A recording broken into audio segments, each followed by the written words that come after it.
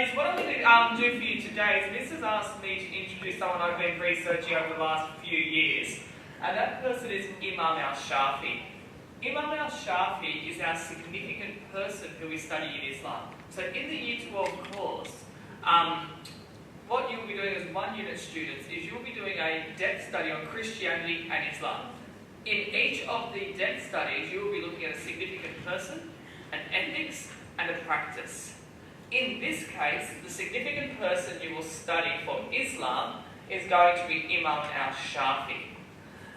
He's not necessarily a widely chosen choice among HSC students, and so what you may find is that there's not a whole range of HSC resources out there on him, but he's a very influential and very good example that we can use to demonstrate a lot of the points in the syllabus that we choose to use him.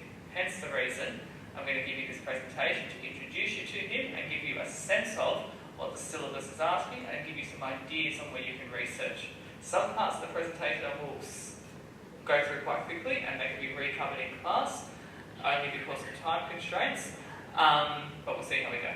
Alright, so before we start, it's important about terminology here. Once you have a look through this list, are there any words there, and there should be some, that are completely foreign to you? Hands up, give me a word that might be completely foreign to you. Good, Maliki and Hanafi. Maliki and Hanafi are two kinds of madhabs. We're going to cover them significantly in this presentation. So that's good that you've realised Maliki and Hanafi, and also the word madhab, because that's content you haven't covered yet. So don't worry about that for now, we're going to get to that. Let me make sure, first of all, what's Sharia? Who can tell me what Sharia is? Just so we're... Sorry. Good, a path to righteousness, and particularly one that in Islam is expressed through a law.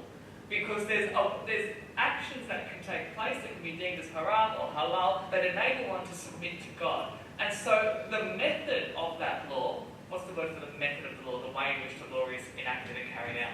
Up there. Jurisprudence, very good. And the jurisprudence leads to legal rulings called what? Starting with F on the board. They can lead to the creation of fatwas, but more generally speaking, with F, fiqh, very good. And so what you see here is, you can see the focus we're going to take. Imam Al-Shafi is a jurist. He's particularly concerned with Sharia and the methodology, the system, the jurisprudence of how one determines the straight path, how one determines the right thing to do, how one reaches legal ruling.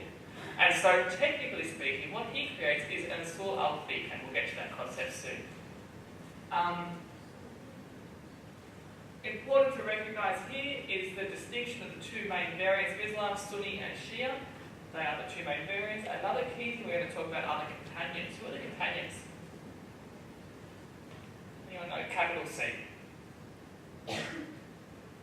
The companions are people who directly knew Muhammad.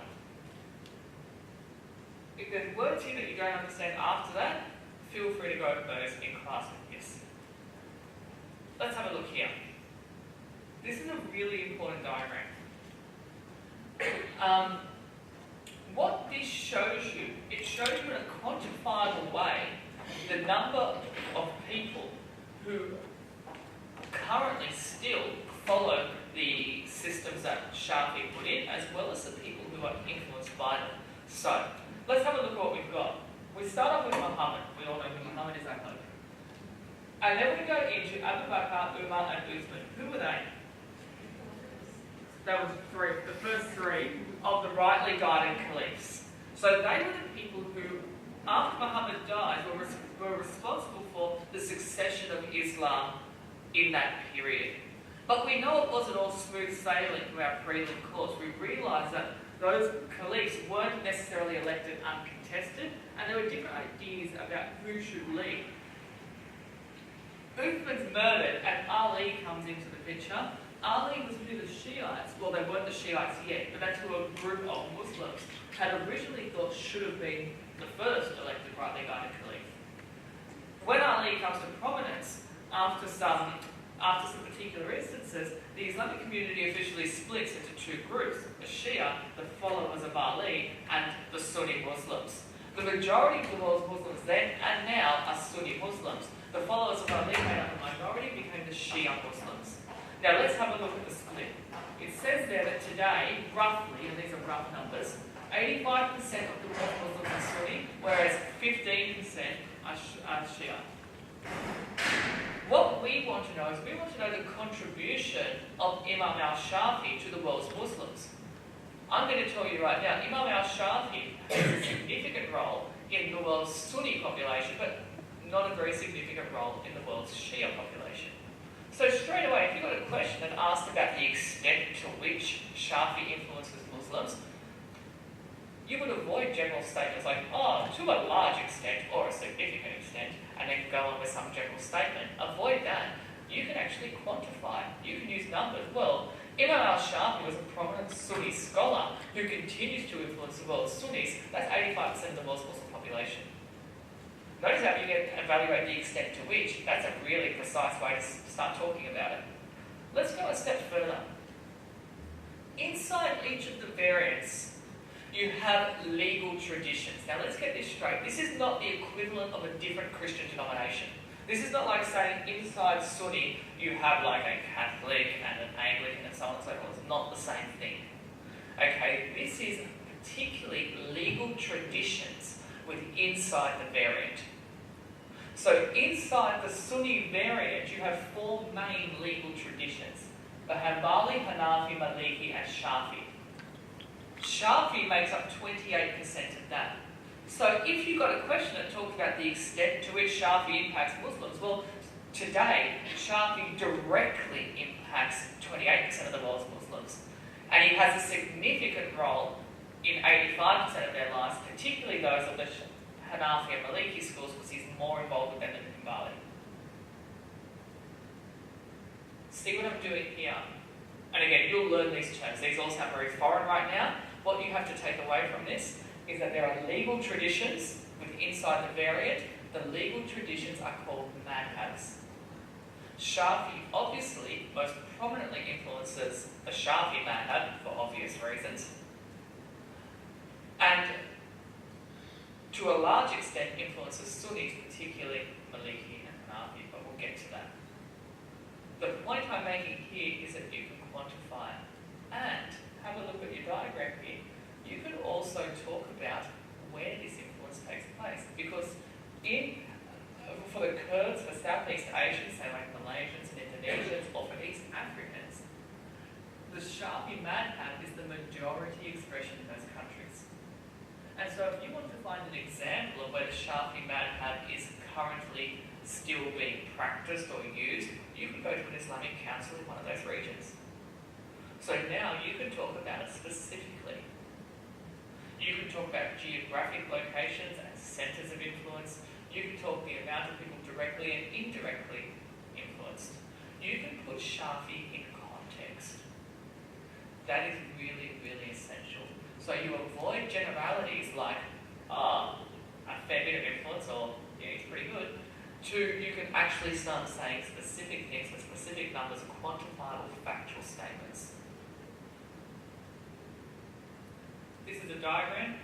The blue places are the places where Shafi's madhab is dominant. That is not to say that there are not Shafi Muslims all over the place. There are Shafi Muslims in many, many countries. That's when they're dominant.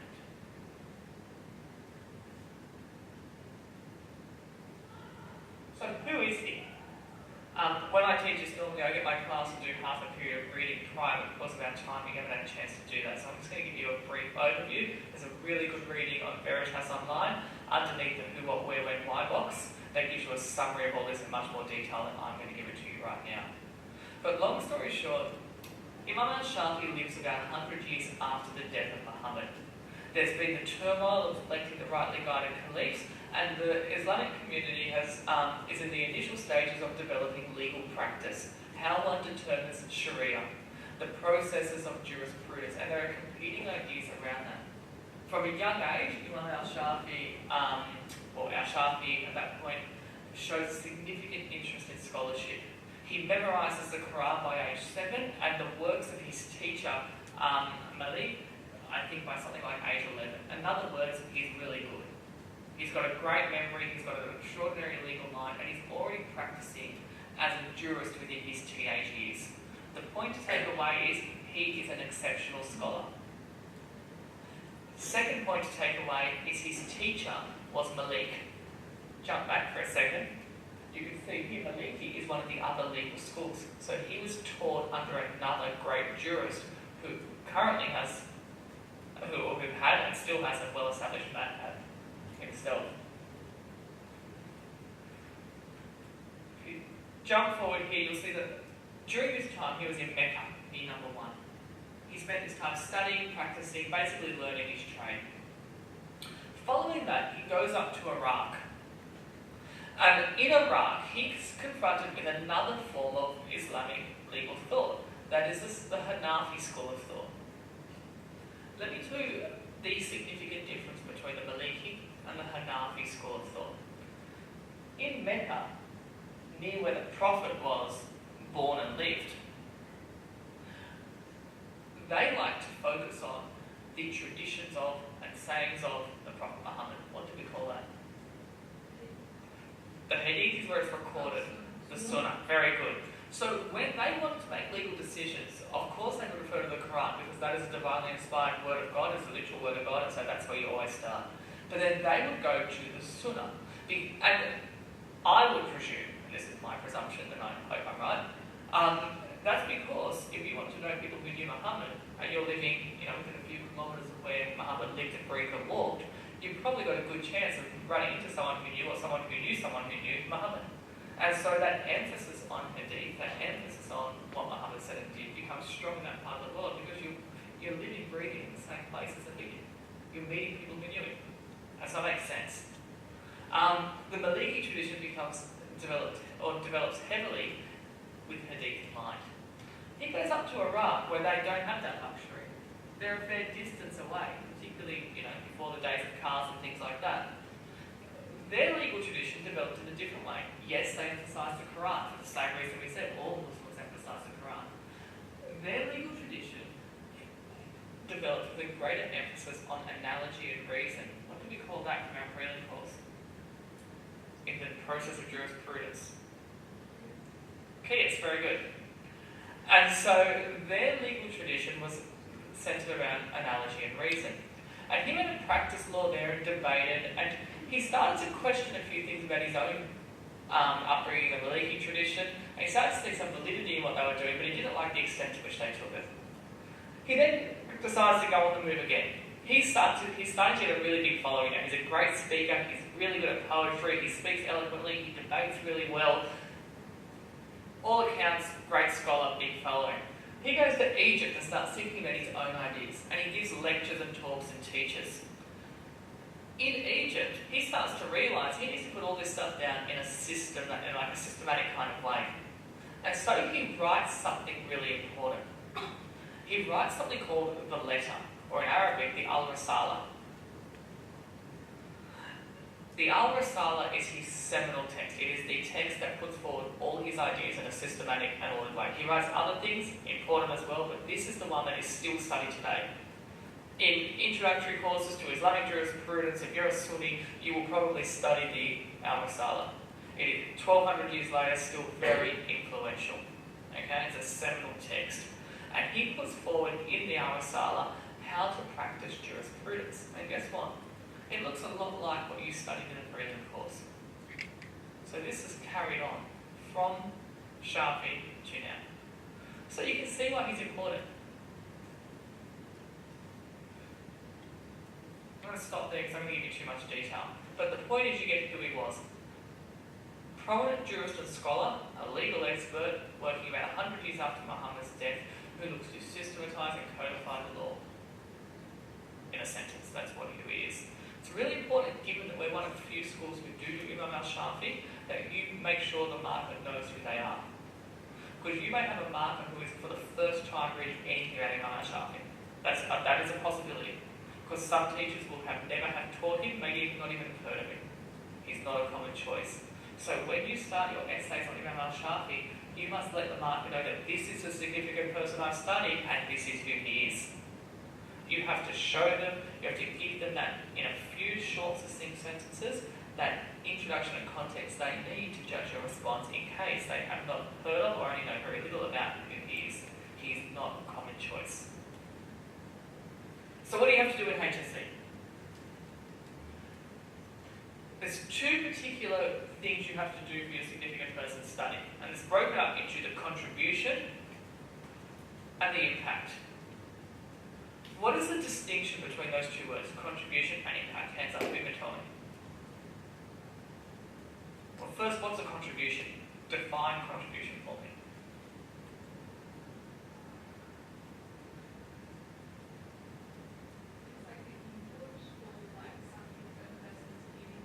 Good.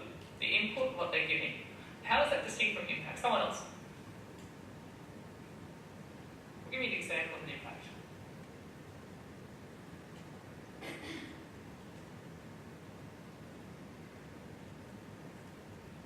Hang on. What's an impact? An effect. Very good. Let me give you an example.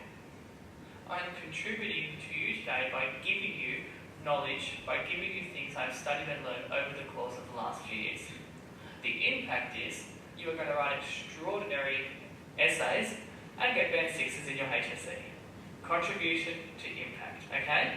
Now, what we have to do when we study our significant persons, we have to look at what they contribute, as well as how that contribution impacts and affects Muslims. So let's have a look at the words used. We have to explain the contribution to the development and expression of Islam. The development. How, over time, what Shafi gave to the tradition led to its historical progression. The expression. How, over time, Muslims have been Muslim in relation to what Shafi has done.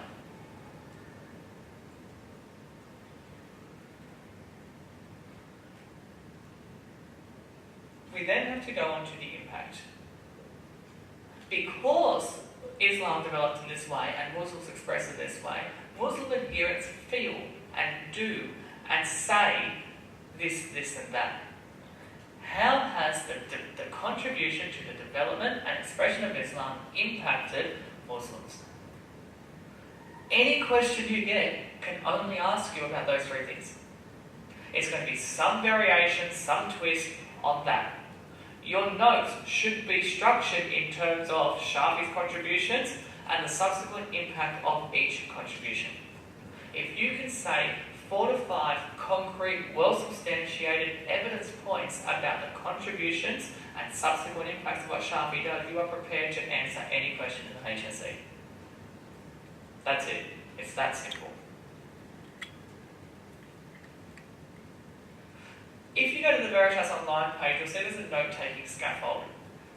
You'll notice that the front two, or the second and third columns in that document are focused on contribution and impact.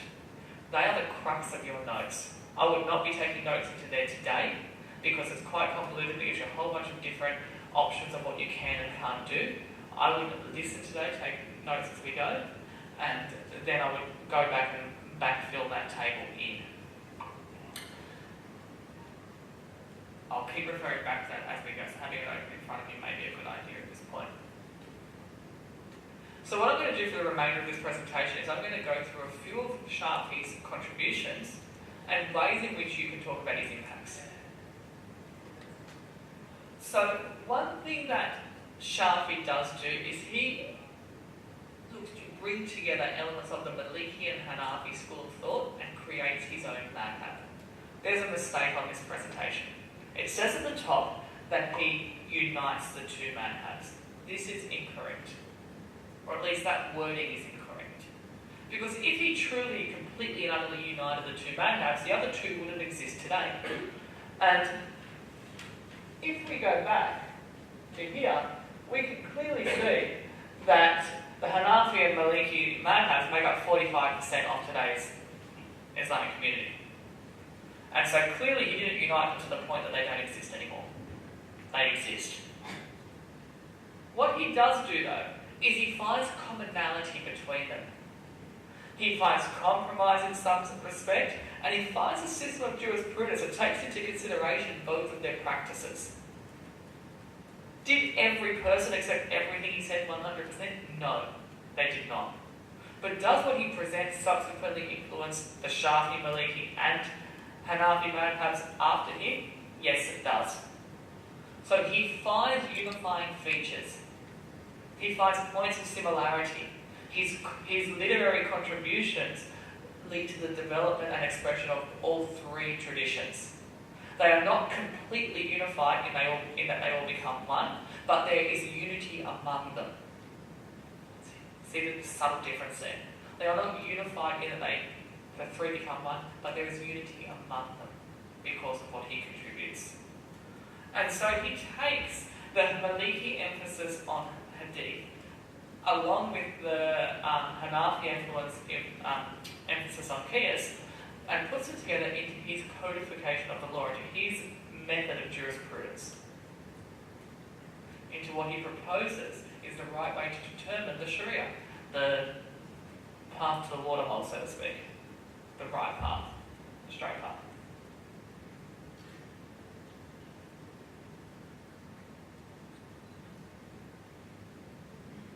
Again, I've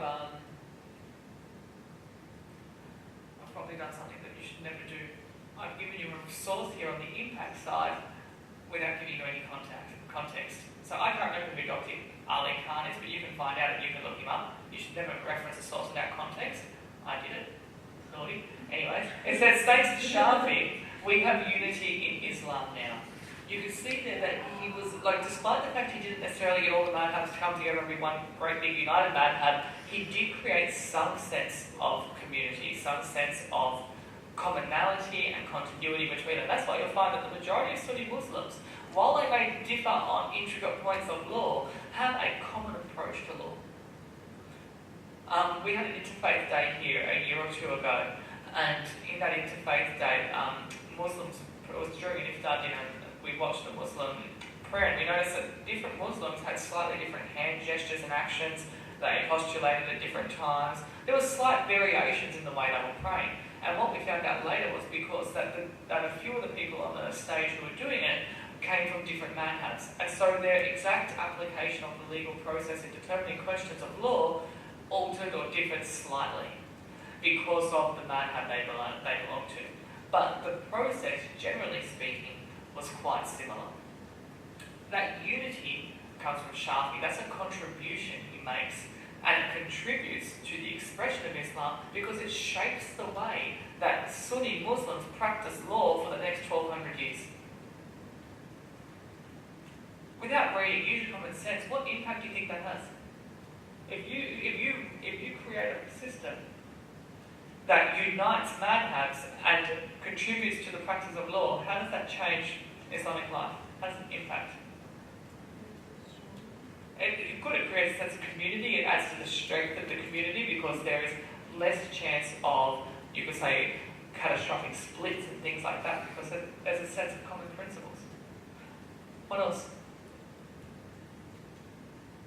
Specifically speaking, what everyday things would this alter? How would it impact Muslims in the everyday? He's brought together multiple systems of law and created a unified process. What do you think?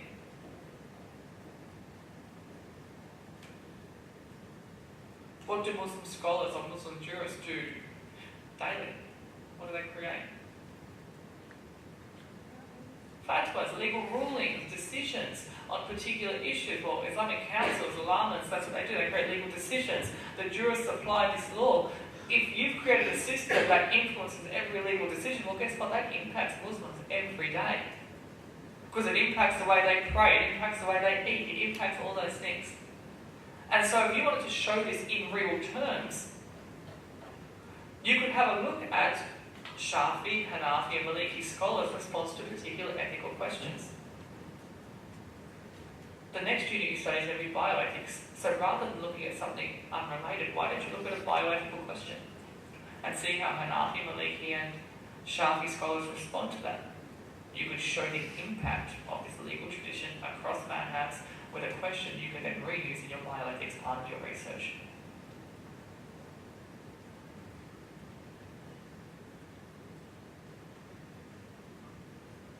This is something something that's often forgotten. I want to emphasise this to your cohort, that we have to remember this.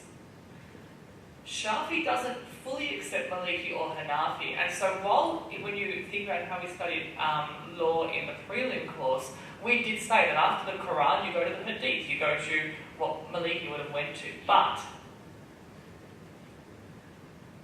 he also said that not every Hadith is equal. And so if you're making a legal decision, you have to ensure that the Hadith that you use is validated. You can't just go pick anything, because there were a lot of fabricated and fake Hadiths floating around at the time. As we know, there are thousands of Hadith collected by multiple sources. And so what Shafi said was that if we are going to use Hadith as this secondary source in law, so you're going to go to Quran to the Hadith, you have to make sure that your Hadith is well-founded and justified. Otherwise, you are going to have legal rulings based on things that Muhammad may not have even said. And that's problematic. It's 100 years after Muhammad dies, with everybody with their competing interests.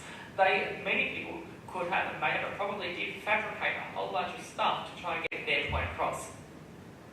And so Shafi said, because they very much said this is a science of law, how can we verify? How can we test and justify which hadith are good? And he came up with a system that led to 4 categories. And he said that those hadith can be seen as sahih, sound, hasan, good, da'if, weak, or mad, I'm not sure of the pronunciation there, fabricated or weak. If you have a legal ruling based only on sahih hadith, it is stronger than one that's based on maybe just good hadith. If your hadith are falling into those bottom 2 categories, you probably aren't on very good grounds, particularly if you don't have any Quranic reference to back you up as well. And so scholars had to raise their bar. And particular legal rulings could be dismissed if the hadith they used weren't valid. How does this impact Muslims? Well, remember, this is accepted by Sunni and not by Shia. So when it comes to issues of law, when a Sunni and Shia scholar approach the same question, while they may both turn to hadith, they turn to different hadith. Which really makes a substantial difference. Now, between the different collections of hadith, you might find there are some common things, but you might find that there are some wildly different things. And so what Sunni and Shia Muslims believe Muhammad actually said and did differs. That's a huge impact on the tradition, because it leads to different legal conclusions, different ethical conclusions, different conclusions to do with ritual and prayer and worship, because they believe Muhammad did different things.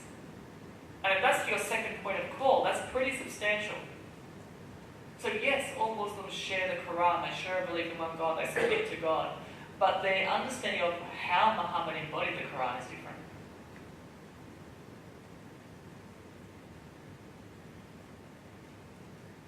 A little bit more detail on this. So this is what a hadith had to do in order to be called sahih. Each narrator in the chain of transmission had to be trustworthy. Let's talk about chain of transmission first. When you go look up a hadith, it's very long and complicated when you get to the reference. You're not really sure what to put in there. When you see those very long references for hadith, what that is that's a chain of transmission. And for what Shafi said was that if you were going to have an authentic hadith, you had to be able to trace it back to Muhammad. It's like links in a chain. If one link is missing, the connection to Muhammad is broken. So something may have 6 very reputable people saying it. If you miss someone in the middle, if person number 3 and 4 never met each other, well then how did person number 3 tell number 4? There must have been someone in the middle. You don't know who that was. Well, it could have been fabricated at that point. And so you have to be able to go from person to person to person to person to person to the person who's giving it to you right here and link it back to one of the companions. Notice that companion thing just came back. Or Muhammad. You need a solid chain of transmission. And not only do you need to be able to show that this chain of transmission exists, but you have to say that every person in that, every link in that chain was a trustworthy person. Because if you've got a liar and thief and cheater, or someone who is, maybe politically motivated and biased in there, how can you trust them? And if they could have lied at the outset. 6 trustworthy and good people believe them and pass it on. It doesn't make it a good hadith because it doesn't have a person. It doesn't have a trustworthy origin. So it's a pretty high bar to show all this stuff.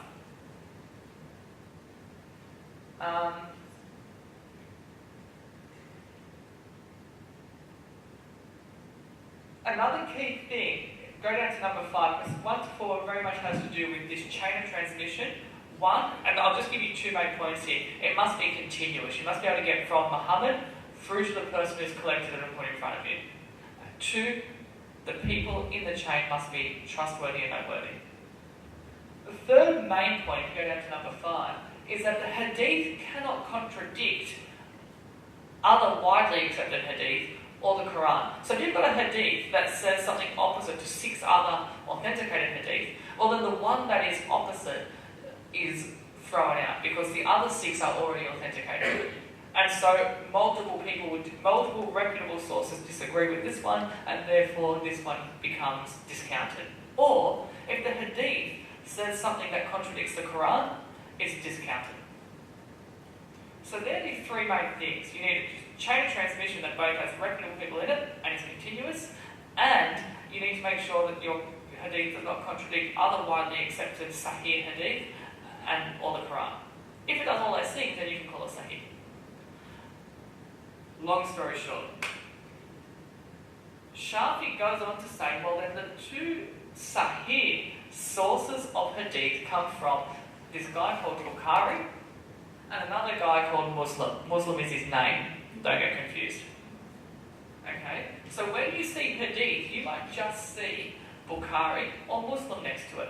What that means is shorthand for writing Bukhari, who spoke to him, who spoke to him, who spoke to him, who spoke to him, who spoke to him, who knew Muhammad, said. That's how it works. Okay? When you reference in your studies of religion exam, all you need to do is put who the narrator is. You can even just write hadith, but I think that's a bit lazy. I think you're going to say who the final narrator was.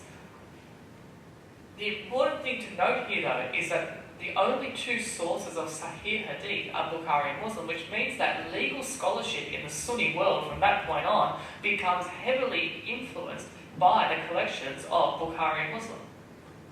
Had Shafi not put forward this method of validation of authentication of Hadith, other sources of Hadith may be integrated into Islamic law more fully, and the whole complexion of Sunni Islam, of Sunni legal tradition may change. So that's a huge impact. Notice what I'm doing, I'm showing a contribution to impact. He contributes a means to authenticate, and the impact is legal decisions from this point change. How would you demonstrate this? Well, show me a fatwa that references the hadith of Bukhari and Muslim. Really importantly, and I'll leave this point now because I rambled on a bit. Really importantly, Shia do not accept this. Shia have a list of 4 books. Sorry, the other 4 up there are good sources. So the Sunnah ones, they're good. They're that next level down. So they're also trustworthy, but not as trustworthy as the Sahih ones. Shia Muslims have 4 other sources of hadith that don't even get mentioned here. They do not accept each other's hadith. It shows variance in the tradition. It shows the extent to which Shafi impacts. Alright, so what else does Shafi do? He contributes a unifying principles between Maliki and Hanafi madhabs. He offers a system for authenticating hadith.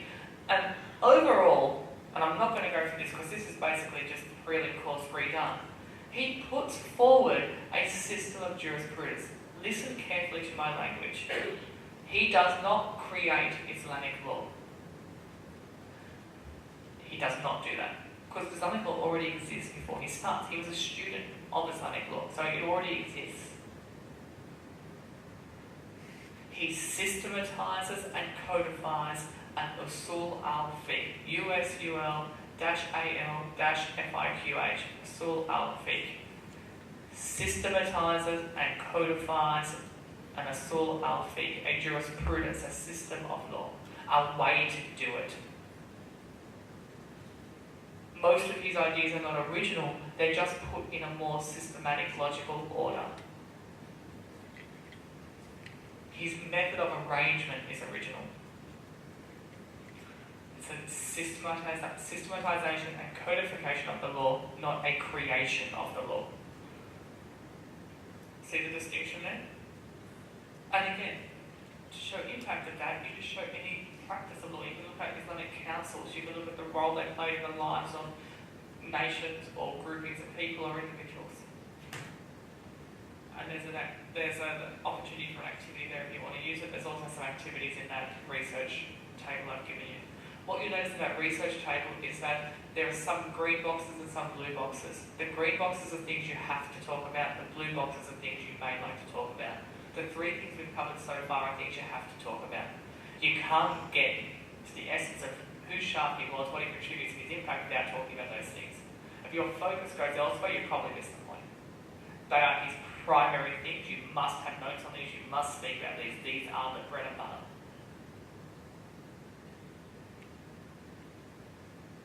Contribution number 4. Imam Al-Shafi contributes a wide range of literary texts. The most prominent literary text, or the most widely used literary text he produces, is the Al-Risala. Very simply, the Al-Risala puts forward his systematization and codification of laws. What he writes when he's in Egypt, when he's getting his thoughts together, and summarising all the lectures and things he's giving. It covers a whole range of different topics. It looks at legal knowledge, looks at the study of the Quran, and it very importantly looks at, as it's written there at the third dot point, the SOR al-Fiqh. If you wanted to extend yourself, you may want to take a particular concept, chapter or section of the Al-Risala and talk about how that particular concept, section, chapter influences particular legal ideas. Let me just give you a couple of examples quickly. These are not necessities. This is if you really want to have some extension, detailed kind of work. So for example, when looking at the Quran, he classifies all passages in the Quran as either general or particular. So is he saying something particular about, is the Quran saying something particular about this specific instance, or is it giving a general rule? And he says depending on whether it's a general or particular statement in the Quran, it alters the way in which it's used in the process of jurisprudence. And so he goes on to make that distinction to talk about the application of general and particular rules in the Quran in different areas. Pretty complex legal stuff, but might be something that you want to have a look at. He also looks at the place of Ijtihad, again, not sure my pronunciation's right there, but what that has to do with is the role of personal reasoning in all of this, and he byline projects that. He also looks at the idea of contradiction and how to deal with contradiction. You've got eyes, you can read. These are not things you have to do. The Al-Risala is readily available in English. You can download PDFs of it. You can get commentaries on it. It's there. I think there's a link on Veritas Online to a particular article on it as well. It's quite academic and detailed. This is definitely extension. Don't start here. Another contribution to impact. Given Shafi's role and what he does, he's a great scholar, and he very much puts forward a means of, like, he sets an example for other scholars. People follow in his tradition. Great scholars like Al-Ghazali or Al-Maliki, these two figures in particular, are huge literary figures within the Islamic tradition. And they both are of the Shafi madhab. So you could look at his continued influence on scholarship. You could go through today and have a look. Can you find Islamic educational institutions set up in the Shafi school? Maybe named after Shafi or using Shafi's methodology to teach law, and I guarantee you'll find them. So he has a continuing impact on education and scholarship in Islam over time. His presence as a scholar, his example as a scholar, gives the example to and inspires Muslims all over the world to take up scholarship, to educate, to set up educational institutions, to practice law, to become experts. His Risalas uses textbooks in Islamic law, legal courses. He's very foundational in the process of education and scholarship. There are multiple ways you can verify that, like I just said. On the Veritas Online page, you will see a list of scholars who are either past or present scholars who work within the Islamic tradition under the Shafi madhab. You can choose to look into one or two of those scholars to demonstrate this ongoing impact on contemporary and previous scholarship within the Islamic tradition that he's modelled and helped to develop. This is not a main point, but it's definitely a substantial one that you may like to add to your notes. One more point. One quick note, sorry, just going back to this one for a second. I mentioned the names Al-Nawahi and Al-Ghazali. Some students will do those names as their significant person. So you have to make sure that your essay doesn't become an Al-Ghazali or Al-Nawahi essay. Your essay is a Shafi essay showing how he's influenced these scholars. Really important point, because again, that's a way you could end up confusing the marker. Final point, and it comes with some qualifications about what Shafi contributes to Sufism. You probably don't know what Sufism is, so I'm going to show you a short clip. Gift, and suggested that the faith was an alternative to more political extremist interpretations of the religion, akin to groups like the Islamic State. So, what exactly is Sufism? Well, Sufism is not a branch of Islam like Sunni or Shia, nor is it a sect or denomination. Rather, Sufism is the spiritual and mystical philosophy of Islam. It's focused on a direct connection to God by foregoing material goods and relationships. Not unlike Christian monks or other ascetic groups, Sufis dedicate themselves to Allah through meditation. So a key point is there. Sufism is not another variant. It's not like we went back to our diagram at the beginning. We go, oh look, there's Sunni, Shia and Sufi. Sufi is a way to be Islamic with inside the variant. So you will find Shafi Sufis and maybe Maliki Sufis, and you'll find maybe some Shia Sufis. Sufism is a way of practice inside multiple variants. Some variants may explicitly, or some people may explicitly reject Sufism, but by and large, it is found across the Islamic spectrum. A key point to realise is that in Shafi's time, whether or not Sufism was an authentic, proper expression of Islam was a key consideration. And had legal scholars early in Islamic legal traditions condemned Sufism or seen it as what is called innovation, in other words, innovating, taking away from the truth of the tradition, it may be something that was condemned. Let's hear a little bit more about Sufism, and I'll tell you about Shafi and Sufism. Repetitive prayer and non-violence. But while the concepts of Sufism are inherent in all versions of Islam, practitioners who wholly dedicate themselves to spirituality are called Sufis. Sufism arose less than a century after the founding of Islam. At the time, many Muslims were concerned with the religion's increasing materialism, which they believed would interfere with the spiritual connection with God. The word Sufi is an Arabic term for mystic, which itself was derived from suf, or wool. Sufis have historically worn wool as a projection of worldly clothing. By about the 11th century, Sufism had adopted a system of fraternal groupings called orders. In these spiritual schools, leaders taught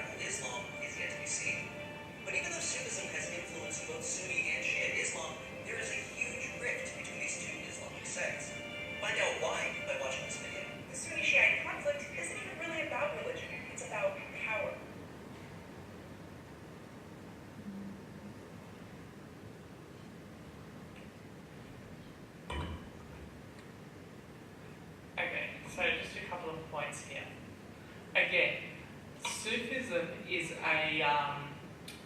another school of thought that many students will study. So you have to be careful here.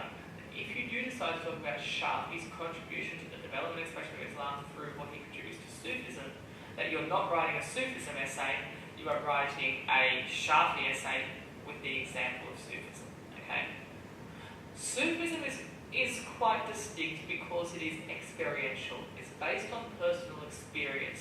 It can be ascetic, it can be about removed from the world, it can be emotional, it can be ecstatic, it can be centered around dance and music and song and rejection of worldly pleasures.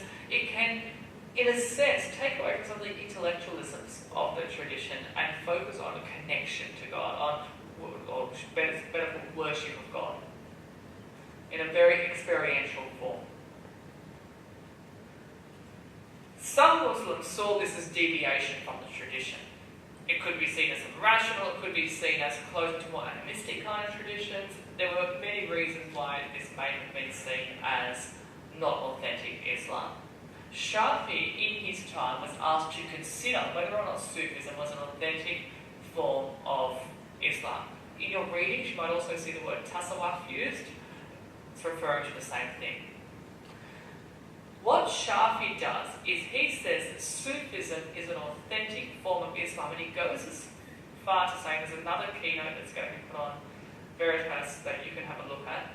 He goes as far, and this is where this extract comes from, he goes as far as to say one must be both a faqih, which is an expert in the law, and a Sufi, which means like this mystical, have this mystical wisdom-based approach. If you want to be a well-rounded Muslim who submits to God, you must be both rational.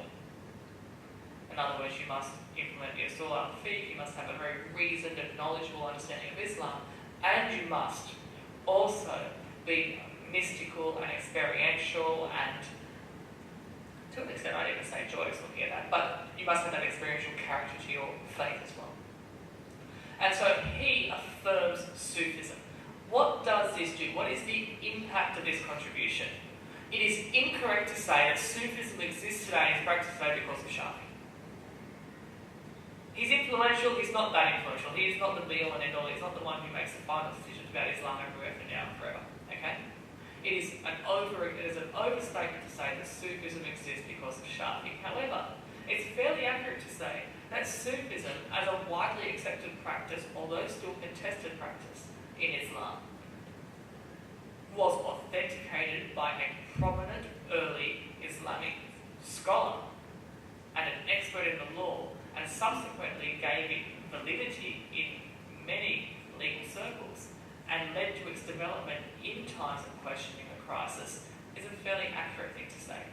He's not the only legal scholar who accepted it, but he was, as you can see, very influential.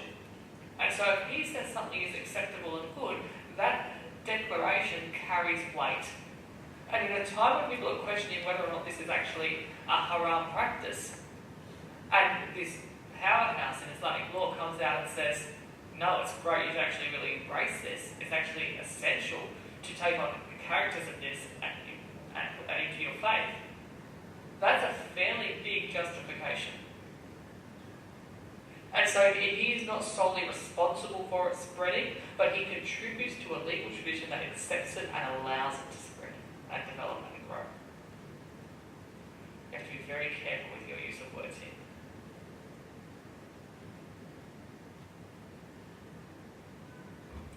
So to summarise, in your HSC, you have to talk about the contribution and impact of one significant person. Imam Al-Shafi was a legal scholar and jurist who worked about 100 years after Muhammad's death and really looked to codify and systematise the law, particularly the competing ideals between the Maliki and the Hanafi madhabs. He does this, he doesn't conflate the two madhabs into one, but rather establishes a new madhab that brings together some of the best parts, or what he considers to be the best parts of the Maliki and Hanafi madhabs, and he creates a codification and a systematization of the law called the SOR al-fiqh that is widely accepted in most part by a large range of Sunni Muslims, about 75% at least, with the Himbali also having significant weight in this, so you could say up to 85% of the Muslims are either directly or indirectly by what Shafi said